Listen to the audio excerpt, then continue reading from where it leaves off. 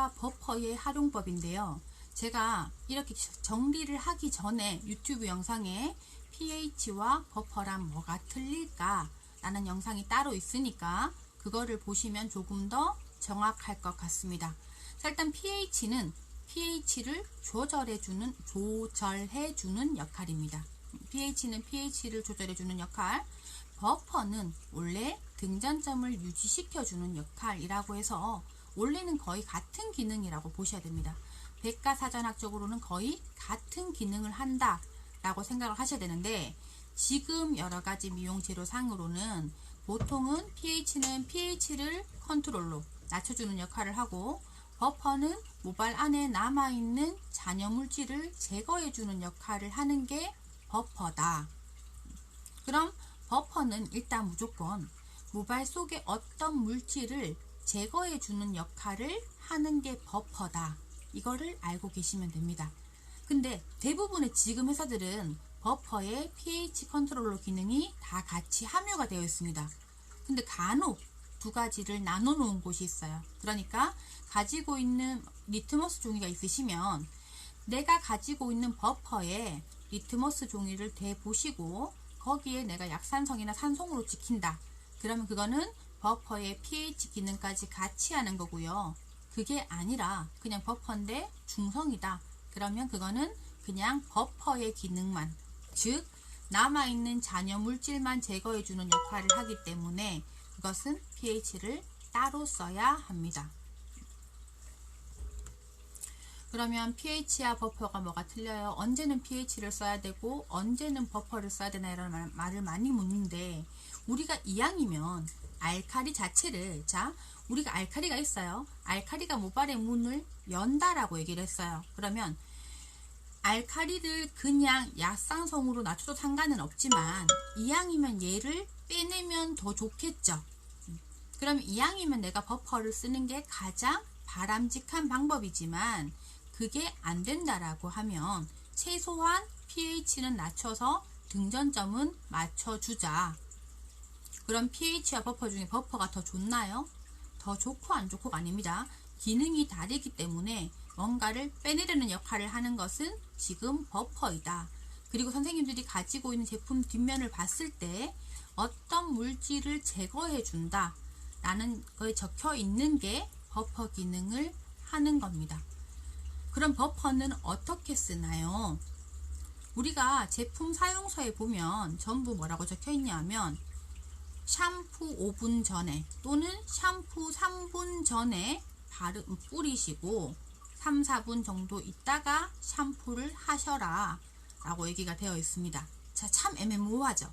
그래서 우리는 그냥 경대에 앉아서 염색약을 바른 상태에서 샴푸하기 전에 열심히 뿌리고 샴푸를 합니다. 자, 그러면 버퍼의 기능이 1도 안 됩니다.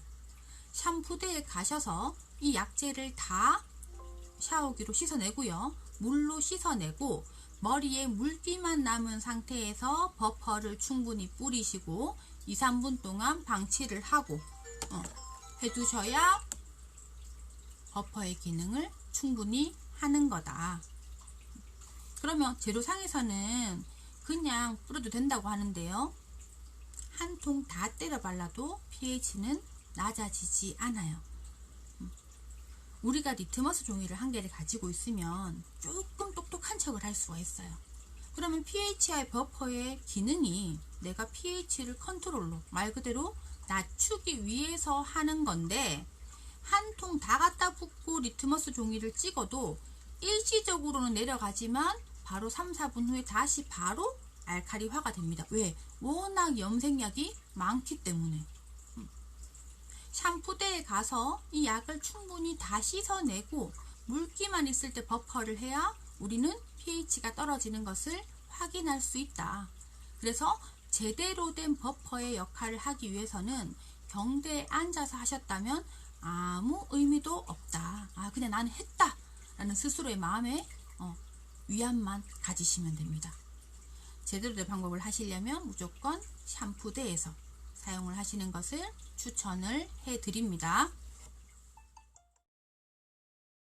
자, 오늘은 pH랑 버퍼의 활용법까지 했고, 조정색에 대해서 설명을 드릴게요. 자, 조정색. 조정색이란 뭐냐? 자, 우리 염색약은요, 머리가 엉망진창이네요. 지금 한 자리에 앉아서 3시간째 녹화를 하고 있으니까 완전 엉망진창입니다. 자, 조정색이란 우리 염색약에, 염색약은 색깔이 베이스가 갈색입니다. 우리가 생각을 한번 잘 해보면, 염색약을 보면 보랏빛을 띠는 갈색, 오렌지빛을 띠는 갈색, 뭐 레드빛을 띠는 갈색. 그래서 어떤 색이 빠지면 무조건 갈색으로 돌아가죠. 즉 베이스가 갈색이라는 얘기입니다. 그러면 염색약은 이 갈색과 플러스 어떤 색이 들어가는 게 염색약이죠. 그러면 이 조정색은 염색약에 갈색과 어떤 색이 들어가는 게 염색이라고 했는데, 조정색은 말 그대로 그 색만 들어갑니다. 즉 베이스인 갈색이 없고 색소만 들어가는 게 조정색이라고 생각을 하시면 돼요. 즉 색소 덩어리, 빨간색, 파랑색, 노랑색, 뭐 회색, 그냥 원색이 조정색이라고 생각을 하시면 됩니다. 요즘에는 조정색을 휠러라고도 얘기를 하고요. 일본에서는 액센트, 유럽에서는 휠러, 또 우리는 이 조정색을 가지고 컬러 트리트먼트, 컬러 샴푸, 컬러 틴트, 뭐 애벌 염색, 이렇게 여러 가지 이름을 굉장히 많이 붙여서 사용을 하고 있지만, 그냥 원색인 색소 덩어리, 염색약에 보면 뭐 7.12, 6.7, 뭐 6BB 이렇게 적혀 있는 게 아니라 그냥 R, 뭐 레드, 파랑, 노랑, 그냥 색깔만 적혀 있는 색이 조정색이라고 생각을 하시면 됩니다. 그러면 이 조정색은 어떻게 사용을 하느냐? 첫 번째는 원색을 그대로 표현을 하기 때문에 원색 그대로 염색이 가능합니다. 자, 근데 얘는 베이스가 없죠. 우리 모발의 베이스는 갈색인데 얘는 갈색 따위는 없어요. 그러니까 당연히 물 빠짐이 심하겠죠. 그래서 우리가 얘를 단독으로 염색을 할 때는 3% 또는 1.5%와 혼합을 해서, 그럼 당연히 색깔이 어둡게 나오고 1.5나 3%를 쓰기 때문에 또 어둡게 나올 거잖아요. 그럼 바탕이 많이 밝아야겠죠. 최소 14레벨 이상에서 조정색 단독으로 3%와 혼합을 해서 사용을 하면 됩니다. 그게 첫 번째 방법이고요. 두 번째, 가장 많이 쓰는 방법이에요. 염색약에 혼합을 해서 사용을 합니다. 자, 염색약에 혼합을 해서 사용을 할 때는 일제에 20%, 그러니까 즉 총 1, 2제 합쳐서 10% 정도가 가장 권장량입니다. 그러면 더 넣으면 안 되냐? 됩니다. 되는데 물 빠짐이 심해져요. 그래서 일제에 최대 20, 총 염색약의 10% 정도를 넣어서 하시면 굉장히 예쁜 반사빛을 얻을 수가 있다. 그러면 이때는 우리가 염색약의 저번 시간에 1차 반사빛과 2차 반사빛에 대해서 얘기를 했죠. 그러면 조정색은 1차 반사빛에 힘을 주는 게 가장 표가 많이 난다. 그래서 1차 반사빛에 일제 20%, 총 염색약의 최대 10%까지를 혼합을 해서 쓰는 방법이 있다. 자, 세 번째는 요즘 유행하는 컬러 트리트먼트, 또 컬러 틴트. 유튜브 보면은 막 샴푸대에서 막 부어가지고 하는 거 있죠. 그거를 컬러 틴트라고 얘기를 하는데, 컬러 틴트, 컬러 샴푸, 컬러 트리트먼트 다 같은 말입니다.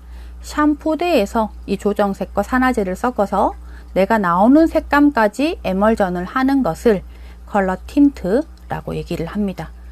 자, 그렇게 활용을 하는 여러 가지 방법이 있어요. 또는 예를 들어서 내가 빨간색 염색을 했는데 생각보다 되게 빨리 빠진 거예요. 그럼 난 되게 불만일 거 아니에요. 그럴 때 내가 클레임을 제기를 했어요. 그럼 내가 클레임을 받는 미용사 입장이다. 그 미용사 입장일 때는 그럼 빨간색으로 염색을 해주자니? 원래 빨간색은 좀 잘 빠지는데 나도 조금 억울한 경우가 있죠. 그럼 또 고객 입장에서는 그 부분에 또 서로의 이해가 있겠죠. 그럴 때 조정색을 가지고 컬러 틴트를 만들어서 샴푸만 간단하게 해주면 베이스는 이미 들어가 있기 때문에 우리는 반삽 빗만 추가를 해줄 수 있다는 겁니다. 그렇게 활용을 하시는 것도 하나의 도움법이 될 거라고 생각을 해서 말씀을 드렸습니다. 자, 오늘은 조정색에 대해서 설명을 드렸고요. 또 다음 시간에 뵙겠습니다.